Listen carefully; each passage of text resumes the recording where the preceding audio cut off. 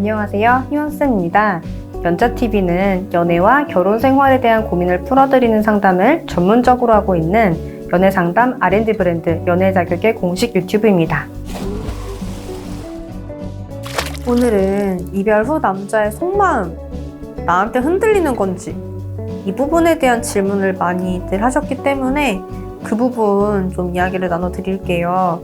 특히 이제 이런 거 많이 질문을 하시는 시기가 언제냐면 상대가 날 차단을 했는데 푼 거야.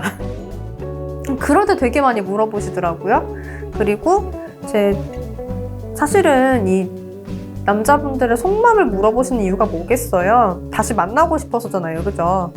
물론 이별을 했으면 그냥 있는 게 맞지 않겠냐라고 생각하시는 분들도 많이 계시지만 그래도 나한테 소중한 사람이었고 나한텐 이 사람밖에 없고 심지어 정말 뭐 사람들이 다 그 사람은 아니다. 나도 머리로는 알겠다. 그런데 그럼에도 불구하고 이 사람만큼은 나한테 정말 특별했다. 이런 사람들 같은 경우에는 좀 다시 한번 잘 되고 싶을 수 있는 거잖아요. 그래서 그런 마음인 분들이 계속 이제 상대분이 날 차단을 했나 안 했나 이걸 좀 많이 보시더라고요. 근데 그러다가 차단이 풀린 날에는 정말 이거는 가능성이 있는 거 아닌가? 왜 나한테 차단을 풀었을까? 이게 무슨 생각으로 이걸 차단을 푼 걸까? 이걸 많이 좀 궁금해 하시더라고요. 우선은 이 부분을 설명을 드리려면 차단이라는 걸 대체 왜 하는지부터 알려드려야 될 것 같아요. 자, 이별을 하고 차단을 하는 이유는 사실 특별한 건 없어요. 특별한 건 없고 이제 뭐 보통의 경우는 그냥 이별을 했으니까 차단하는 경우 되게 많아요. 뭐 내가 싫어서 뭐 이런 이유가 아니라 그냥 이별을 했으니까 왠지 차단을 해야 될 것 같아서 그래서 그냥 차단하시는 분들 상당히 많고 또 한 경우는 차단은 원래 안 하고 싶었어. 근데 차단을 해야 할 만큼 뭔가 되게 귀찮거나 혹은 이제 본인의 결심을 자꾸 흔드는 일이 생기거나 차단을 안 함으로 인해서 이제 그런 경우에도 차단을 하시기도 해요. 즉 차단을 하는 거는 좀 귀찮은 거, 내 마음이 자꾸 요동치는 걸 방지하기 위해서 하는 거라고 보시면 될 것 같아요. 그래서 차단을 하시는 게 귀찮아서 하는 경우도 있고 흔들릴까 봐 하는 것도 있어요. 귀찮아서라고 하면 이제 여러분이 너무 매달려서가 되겠죠. 그래서 이별을 하고 매달리시면 단호해지니까 하지 말라고 제가 항상 얘기 드리는 거고, 그리고 이제 한편으로 차단을 하는 이유 중에 저 사람이 정말 나한테 흔들려서 그런 경우가 있기 때문에 제가 이걸 저번에 유튜브에서 몇 번 말씀을 드렸더니 차단을 했다가 풀거나 이제 그런 행동을 했을 때 좀 정말 그럼 나한테 이게 흔들려서 이러는 거냐 이걸 되게 많이 물어보시더라고요. 그런데 이제 뭐 상대가 차단을 했든 차단을 풀었든 여기서 흔들리는 건지 아닌지를 알려면 상대분이 지금 어떤 상황인지를 사실은 알아야 돼요, 저희가.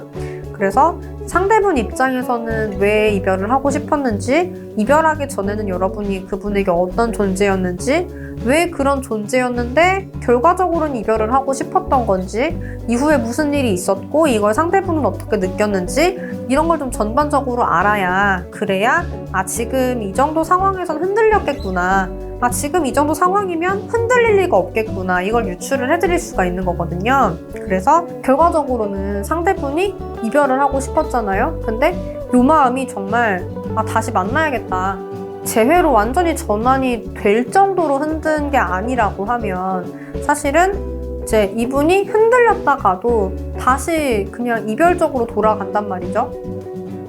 그러면은 사실은 흔들렸어도 의미가 없는 게 재회로 가는 게 아니라 다시 이별로 돌아가 버리면 이게 흔들었더라도 그렇게 의미가 없는 거잖아요. 그래서 이게 흔들렸다 안 흔들렸다, 이게 물론 여러분은 궁금하실 수 있겠지만 정말 궁금하신 이유가 재회라고 하면 지금 내가 재회로 가는 길을 올바르게 가고 있는지 이걸 생각하시는 게 맞을 것 같아요. 그래서 제가 얼마 전에 이별 후 여자 심리 부분도 제가 얘기 드렸었어요. 상대가 나한테 부탁을 하는 경우에 이게 흔들리는 거였냐 이런 질문을 하시는 분들이 계셔가지고 그 부분을 제가 얘기를 드렸었는데, 그때 제가 얘기를 하면서 말씀을 드린 게 의미 부여하지 말아라 이렇게 얘기 드렸었거든요. 왜냐하면 의미 부여를 정말 해도 되는 순간은 상대분이 나한테 다시 만나자 라는 얘기를 정확히 할 때는 의미 부여를 해도 되는데 그게 아니라고 하면 흔들리고 있는 사람은 양쪽으로 흔들리는 거잖아요. 이별을 하고 싶은 마음과 재회를 하고 싶은 마음과 이 양쪽에서 흔들리는 거기 때문에 흔들리다가 반대편으로 갈 수 있는 거예요. 그래서 흔들릴 때의 마음을 궁금해 하시면 오히려 여러분이 힘들기 때문에 그거보다는 일단 흔들리고는 있다라고 했을 때는 재회 쪽으로 올 수 있도록 내가 계속해서 좀 마음을 만들어줄 수 있도록 하시는 게 좀 필요하기는 해요. 그래서 결론적으로는 저 사람이 나를 흔들리고 있는지를 궁금해할 게 아니라 흔들리게 만드셔야 된다. 그리고 그 부분에 있어서 정말 중요한 부분은 왜 흔들리는지 이걸 모르시는 분들도 많이 계시거든요. 내가 가까이 다가가고 진심을 전하고 그러면 흔들리는 걸까요? 이별한 원인을 제대로 알고 거기에 맞게 사실 흔드셔야 되거든요. 그게 되려고 하면 원인이 뭔지에 따라서 내가 흔드는 방식은 달라지는 거예요. 예를 들어서 상대분이 회피형이다라고 했을 때는 여러분들 많이 쓰려고 하는 방법 중에 하나가 질주심 유발 작전이거든요. 그거 안 먹혀요. 막 잘 살아 보여라, SNS에다가 좀 그런 사진들을 올려라 이런 조언 많이 들으실 텐데 만약에 정말 내가 남녀 섞여가지고 잘 노는 그런 모습이라든지 이런 거 올렸을 때 혹은 좀 약간 이성이 있을 것 같은 그런 모습을 올렸을 때 회피형 분들은 그냥 아 그래? 잘 살아? 그러고 마음 정리해버리는 경우가 대부분이거든요. 여러분이 바라는 건 그게 아니었잖아. 그게 아니라 얘 남자 생기는 건가? 얘 여자 생기는 건가? 아 저러면 안 되는데? 내가 연락을 해봐야 되나? 이런 생각을 하기를 바라시는 거잖아요. 근데 사실은 그렇게 안 갈 가능성이 되게 높고 특히나 회피형 같은 경우가 후폭풍이 오더라도 가만히 계세요. 잘 연락을 안 하거든요. 그럼 이런 분들 같은 경우에 기다리시는 게 맞을까? 또 그것도 있다? 만약에 찾아가거나 연락을 했을 때 귀찮아하면서 차단을 할 수도 있어요. 그래서 좀 이 상대분 입장에서는 어떤 말을 듣고 싶을지 이걸 많이 생각을 해보시면서 저 사람 마음을 많이 녹이는 작업을 하셔야 돼요. 대부분의 경우는 이별이 오는 이유가 대화가 안 통해서기 때문에 그 대화가 다시 통하는 모습을 보여주셔야 돼요. 어디서 대화가 안 통했을까? 상대분은 여러분이랑 어떤 대화를 하고 싶었을까? 어떤 부분에서 여러분이 안 변할 거라고 생각을 해서 그래서 대화조차 안 통할 거라고 생각을 해서 이별을 한 걸까? 대부분 풀 수 있는 문제, 대화가 가능한 문제면은 상대분들도 이별하자고 안 해요. 대화를 해보자고 그러지. 이별이라는 건 여러분들이 무슨 마음이든 뭐 얼마나 노력을 하고 싶든 그게 중요한 게 아니라 그냥 안 바뀔 것 같으니까 대화하기 싫다는 거거든요. 대화를 해봤자 안 바뀔 거면 뭐하러 연애를 하겠어요. 힘들어 죽겠는데. 여러분들은 안 힘들 수 있지. 근데 상대분은 힘들 수 있잖아요. 서로 두 사람의 입장은 다를 수 있는 거니까. 그래서 일단은 가장 중요한 거는 상대분이 왜 재회를 안 하려고 할까? 왜 이별을 결정을 했을까? 여기부터 되돌아가서 생각을 해보시는 거예요. 그냥 무작정 내가 찾아가면 흔들리지 않을까? 얼굴 보여주면 흔들리지 않을까? 연락을 하면 흔들리지 않을까가 아니라 연락을 하더라도 뭐라고 연락할 건지 만나더라도 무슨 말을 하면서 저 사람이 내게 흔들리게 만들 건지 만난다면 내가 어떤 모습을 보여줘야 하는지 이걸 많이 생각을 해보셔야 되거든요.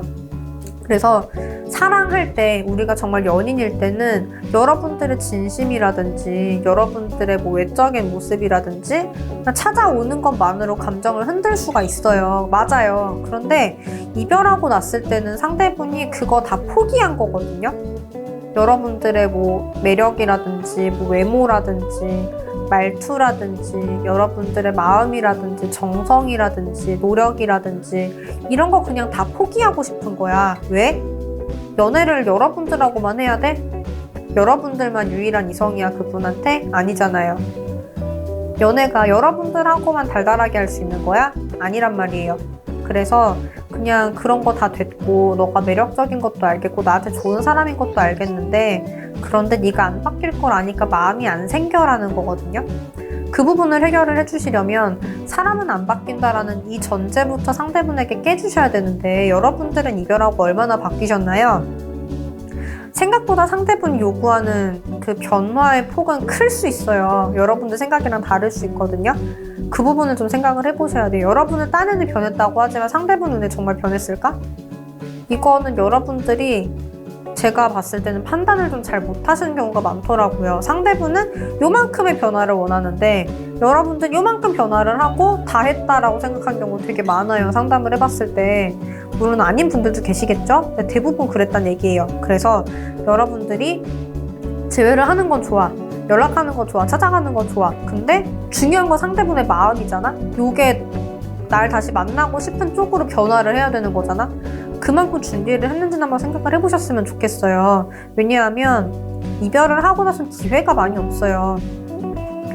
내가 한 번은 찾아갈 수도 있어. 근데 그때 가서 만약에 상대분이 왜 이렇게 찾아오냐고 경찰 부르면 어떻게 할 거예요? 그 뒤엔 어떻게 할 건데? 이별이라는 게 생각보다 그런 거거든요. 진짜 우리가 예전에는 정말 죽고 못 사는 사이였더라도 지금은 안 봐야 하는 사이라고 상대가 정의를 하고 있는 그런 상태란 말이야. 이걸 좀 생각을 해보셔야 돼요. 그런 상태일지라도 왜 나랑 연락하고 만나고 싶어야 할지에 대한 명분을 내가 나라서 라는 이유 말고 다른 이유로 제시를 해주셔야 돼. 그게 될 때 상대분이 아 그래 그럼 한번 얘기해볼까? 그런 생각이 들 수도 있는 거거든요. 그래서 좀 오늘 약간은 좀 얘기를 풀어드렸는데 그래도 좀 더 알고 싶다는 분들이 계실 거예요. 그렇다고 하면 그 뒤에 안내 부분 나가니까 진단지 제출을 해주시고 카톡 연락 주시면 되겠습니다. 그럼 저희가 좀 천천히 보고 얘기를 해드릴게요. 오늘은 여기까지로 마칠게요. 여러분들의 행복한 연애와 결혼 생활을 응원드리겠습니다.